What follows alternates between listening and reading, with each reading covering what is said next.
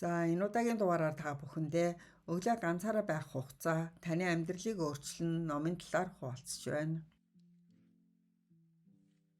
Хүн бүхэнд өглөөг эрч хүчтэй ухтаж, өөрийн хийж чадах үр бүтээмжийнхээ оргилд хүрэхийг хүсдэг.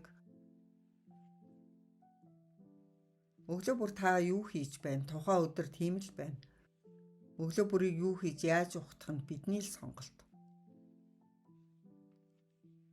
Өмнө Солонгосын хуульч зохиолч Ким Южин Нью-Йорк мужийн өмгөөлөгч бөгөөд ажил амьдралын асар их ачааллыг өглөө бүр 4 цаг 30 минутанд сэрж өөртөө 4 цаг гаргаснаар ялан дийлж чадсан практик туршлагаа энэ номд хуваалцдаг.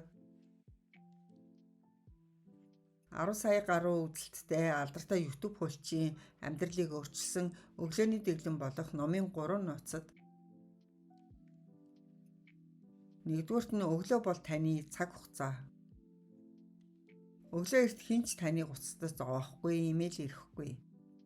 Энэ бол амьдралдаа хяналт тавьж зөвхөн өөртөө зориулсан амар амгалан цагийг бүтээхийн тулд цорын ганц ижидийн хугацаа юм.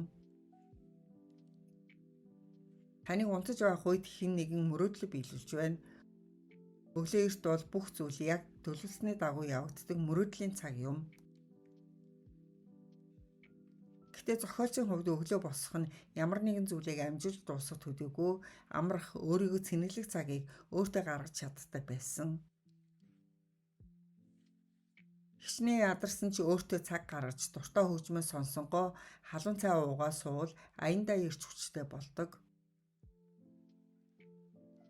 Та сэтгэлээр унсан үедээ ч мөн адил өглөө эрт босоод өөртөө цаг гаргах нь аюулгүй байдлын мэдрэмжээ сэргээхэд туслана. Эрт босох нь таны сэтгцэн эрүүл мэндэд эерэг нөлөө үзүүлдэг нь батлагдсан. 700 мянган гаруй хүний ген дүн шинжилгээ хийсэн судалгаагаар өглөөний гентэй хүмүүс сэтгэлийн хямралд өртөх магадлал багтаа бөгөөд сэтгэлийн хямралд өртөөгүй хүмүүстэй харьцуулахад сайн сайхан байдлыг мэдэрдэг болохыг тогтоосон байна.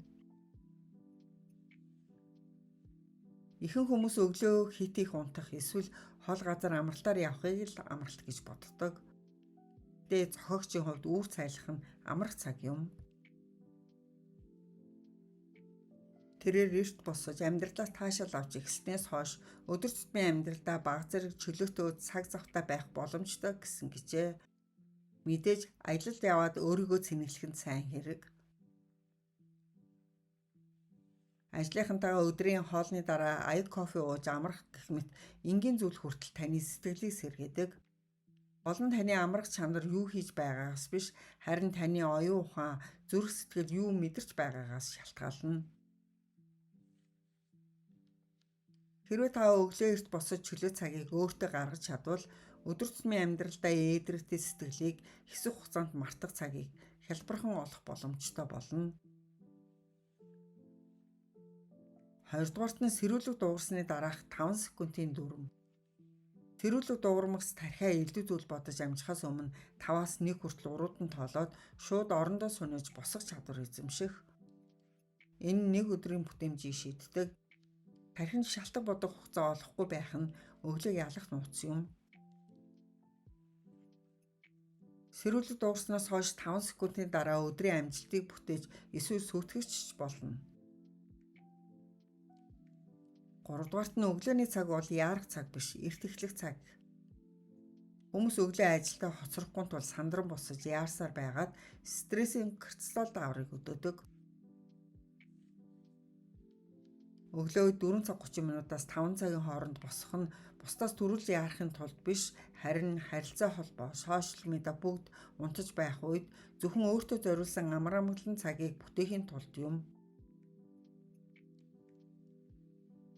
Төлөвлөсөн цагтаа босож чадаагүй өдөр байсан ч өөрийгөө буруутгах хэрэггүй. Харин маргааш нь дахиад л хичээхэд хангалттай юм. Өглөөний ганцаараа байх хугацаанд тэгвэл юу хийх вэ?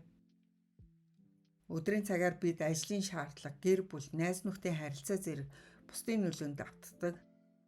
Харин өглөө эрт бол зөвхөн миний хүснээр дуртай зүйлээ хийх боломж олддог цаг юм. Зохиолч өглөө эрт босоод заавал хүнд хэцүү даалгавар ажил хийх албагүй гэдгийг онцолдог. Тэрээр энэ цагийг дараах байдлаар ашиглахыг зөвлөдөг. Үүнд нэгдүгээрт нь сэтгэл зүгээ бэлдэх. Анхлын авах, тэмдэглэл хөтлөх, бясалгал хийх, эсвэл зүгээр л дуртай хөгжмөн сонсож тайвшрах. Хоёрдугаарт нь өөрийгөө хөгжүүлэх. Үүнд ажлын цагаар амжитгүй гадаад хэл сурах, ном унших, шин чадвар суралцах гэх мэт. Гуравдугаарт нь бие махбодоо эрүүлжүүлэх. Үүнд хөнгөн дасгал хөдөлгөөн хийх, сонголт хийх зэргээр. Өдөр бүр тодорхой төлөвлөгөөтэй байна гэдэг чухал ажлуудаа амжуулж үр дүнтэй ажиллахад тусалдаг. Өглөөрт босох нь хүссэн зүйлээ авах цорын ганц ич эдийн цаг юм. Анхааран сонсон та бүхэндээ амжилт хүсье.